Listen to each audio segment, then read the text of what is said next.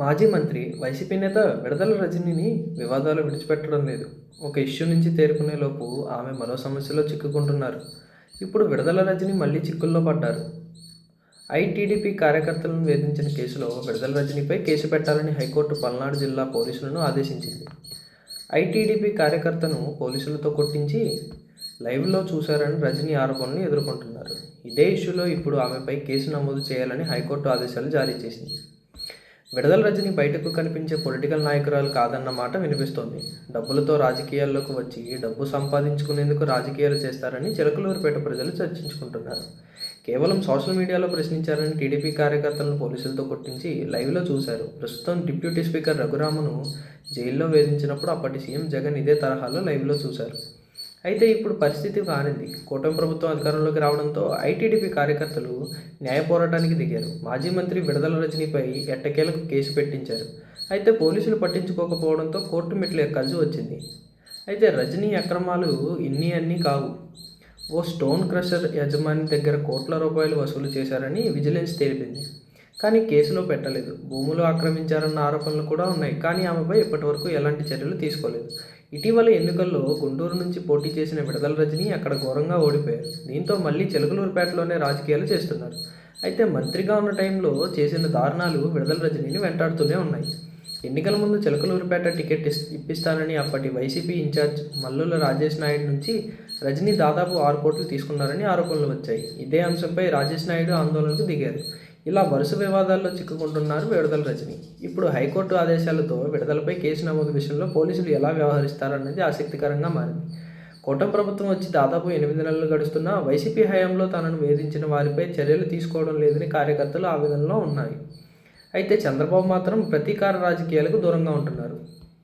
మరోవైపు వైసీపీ అధినేత మాజీ ముఖ్యమంత్రి జగన్ 2.0 వ్యాఖ్యలపై సెటైర్లు పడుతున్నాయి. ముఖ్యంగా టీడీపీ, జనసేన, బీజేపీ నేతలు జగన్ కామెంట్స్పై పంచులు పేలుస్తున్నారు. జగన్ 2.0కి వైసీపీ నేతలు బ్రాండింగ్ ఇచ్చుకోవడానికి ఫోకస్ చేస్తుంటే టీడీపీ సీనియర్ నేత మంత్రి డోలా బాల వీరాంజనేయులు కొత్త నిర్వచనం ఇచ్చారు. జగన్ గ్రాఫ్ పడిపోతుందని, ఆయన 2.0 అంటే మార్పు కాదని, అది 0 అని ఓ కాదని కౌంటర్ ఇచ్చారు. అంటే ప్రస్తుతం జగన్ పవర్ 0 అని చెప్పారని విశ్లేషిస్తున్నారు రాజకీయ పరిశీలకులు.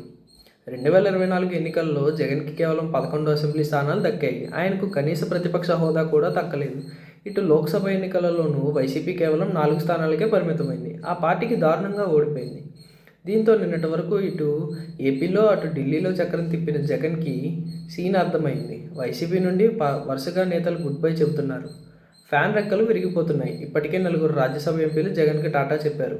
ఇటు ఎమ్మెల్యే స్థాయి నేతలు సంగతి ప్రత్యేకంగా చెప్పాల్సిన పని లేదు. టీడీపీ అధినేత Chandrababu Naidu, Janasena chief Pawan Kalyan green signal ఇవ్వాలి కానీ నిమిషాలలో జంపింగ్ జపాంగ్ రాగం అందుకోవడానికి సిద్ధంగా ఉన్నారనేది ఓపెన్ ఫ్యాక్ట్. జగన్ 0 అయిన సంగతి ఆయనకు కూడా తెలుసు. అందుకే గత కొన్ని రోజులుగా ప్రకటించిన విద్యా బోరుని వరుసగా వాయిదా వేసుకుంటూ వస్తున్నారు. విద్యార్థులకు సుమారు 3,000 కోట్ల రూపాయల ఫీజు బకాయిలు పెట్టి చెల్లించకుండా వెళ్ళిపోయాడు జగన్. కూటమి సర్కారు వచ్చిన తర్వాత వాటిని చెల్లిస్తోంది. ఇటు విద్యా వ్యవస్థలో మార్పులు చేర్పులు, అంతర్జాతీయ సిలబస్, ఇంగ్లీష్ మీడియం ఎడ్యుకేషన్ లాంటి ప్రయోగాలతో వేల కోట్ల అవినీతి జరిగిందని లెక్కలు చెబుతున్నాయి. ఈ వాస్తవాలన్నీ ప్రజలకు తెలిసేలా చేయడంలో చంద్రబాబు సర్కార్ సక్సెస్ అయింది.